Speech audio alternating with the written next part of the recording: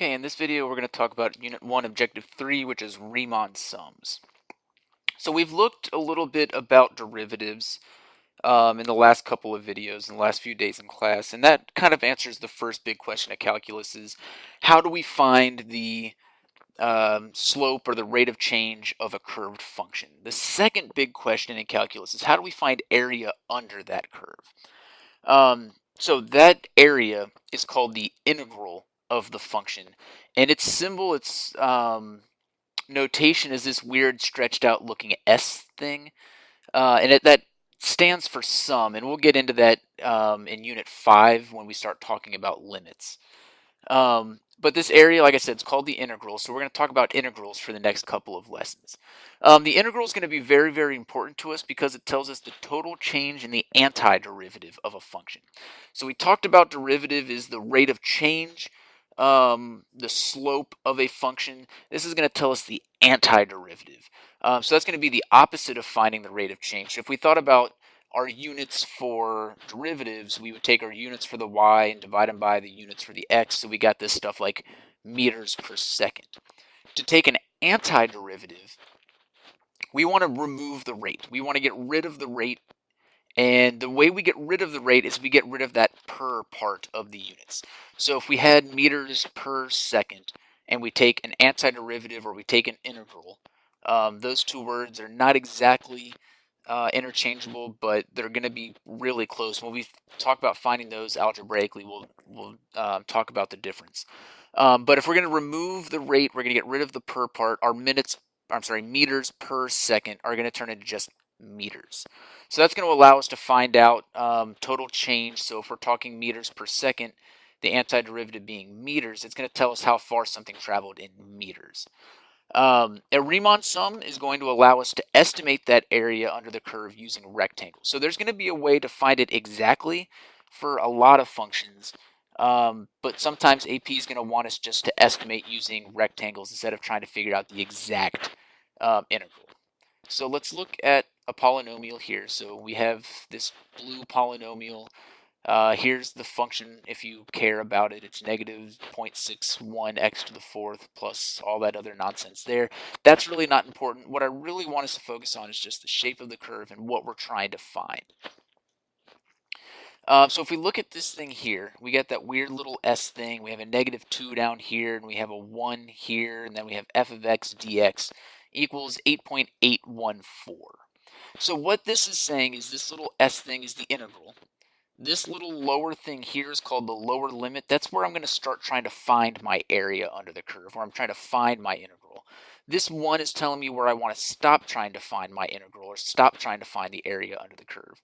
This f of x tells us what we're trying to find the integral of, and in this case f of x is all of this stuff up here.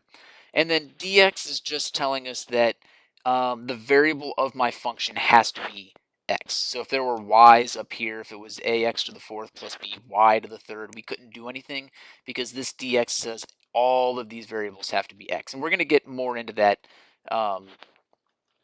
later on when we find these things algebraically. But for now, we're just going to be estimating them using Riemann sums. So what we're trying to find is we have this function here.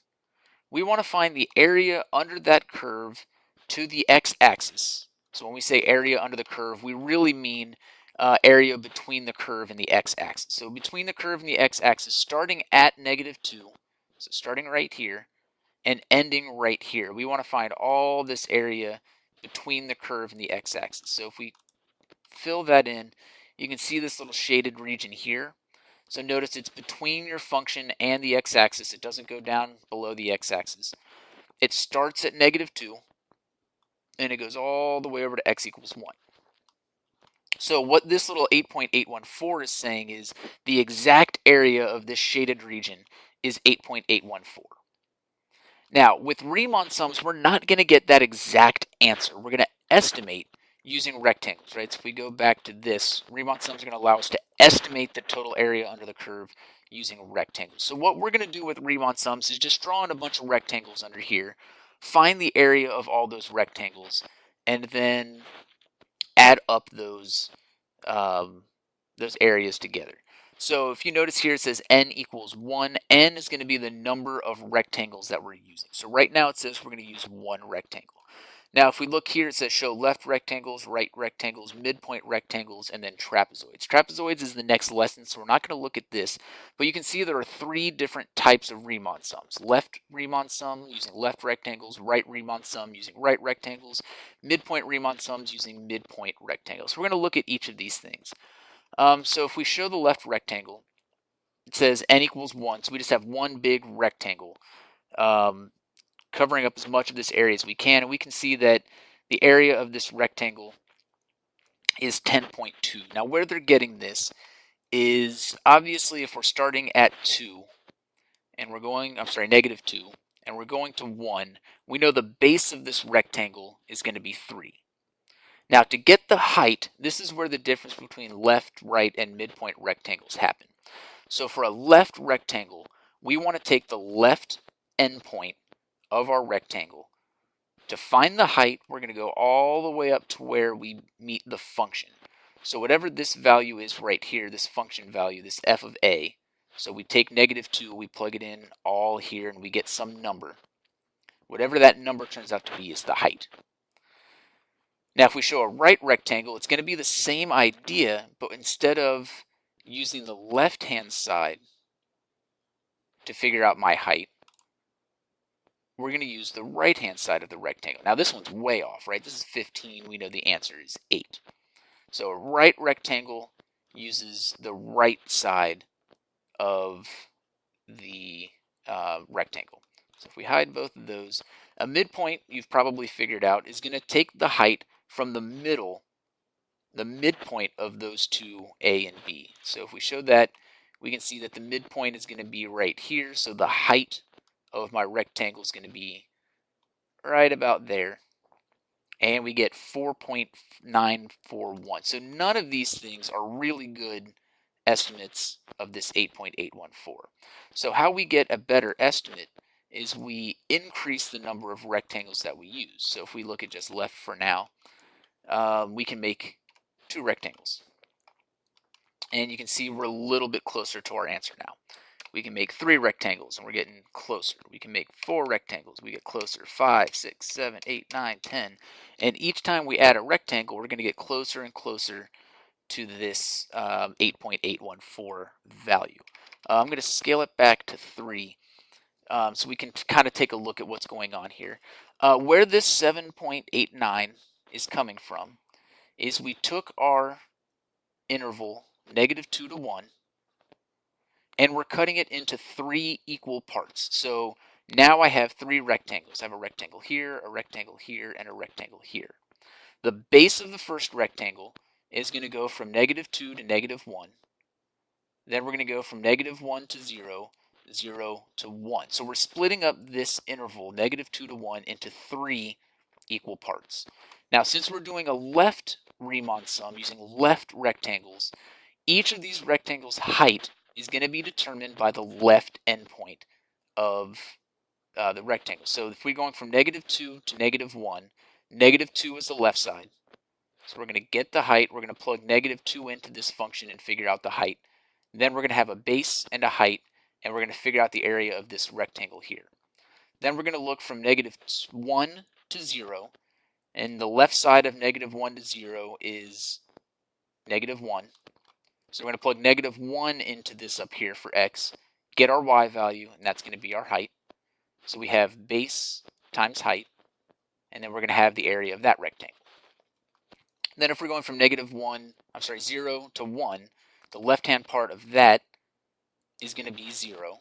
So we're going to plug 0 into all of that, get the height. In this case, we can do that real easy. It's 2.46. So we know the height is 2.46. We know the base is 1. So the area of this rectangle is 2.46. Excuse me. So we would add up the area here, the area here, the area here, and that's where that 7.89 is going to come from. Now, if we look at right rectangles, we're still going to have the base split up into those same 3 pieces. 0 or negative 2 to negative 1, 1 to 0, 0 to 1. But this time we're taking the right side. So instead of negative 2 and negative 1, instead of taking this negative 2 value, you notice we're going from negative 1 until we hit the function. Between negative 1 and 0, we're going to plug 0 in, get the height. Between 1 and or 0 and 1, we're going to take 1 and get the height, and then add up the area of all of those rectangles. If we look at midpoints, in between negative 2 and negative 1 is negative 1.5. So we can see that negative 1.5 is giving me the height. In between negative 1 and 0 is negative 0.5. So that's where we get the height there. We're going to put negative 0.5 in for this. In between 0 and 1 is 0.5. So we take 0.5, put it in here, and go all the way up to here.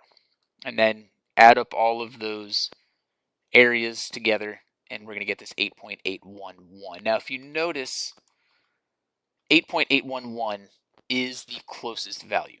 Midpoint is generally going to be the best estimate, but AP very rarely has you use midpoints. It's usually a left or a right Riemann sum. Again, we could, if we wanted to, increase the number of rectangles, and that's going to give us a better estimate. The problem with increasing the number of rectangles is sometimes you're going to get goofy values to plug in, right? If we had just the 3 rectangles, I can split this negative 2 to 1 into 3 different segments very easily. 4, it's not going to work out as nice. The next time it's going to work out nice is if we go to 6, because then we can say, well, negative 2 to negative 1.5, negative 1.5 to 1, or negative 1 to negative 0.5, and so on. AP is generally going to be nice to you in that regard. They're going to make it where you can split it up nice and easily. You're not going to have to do something like have a length of 3 and split it into 4 pieces. So that's Riemann sums, and we'll call it quits for the video there.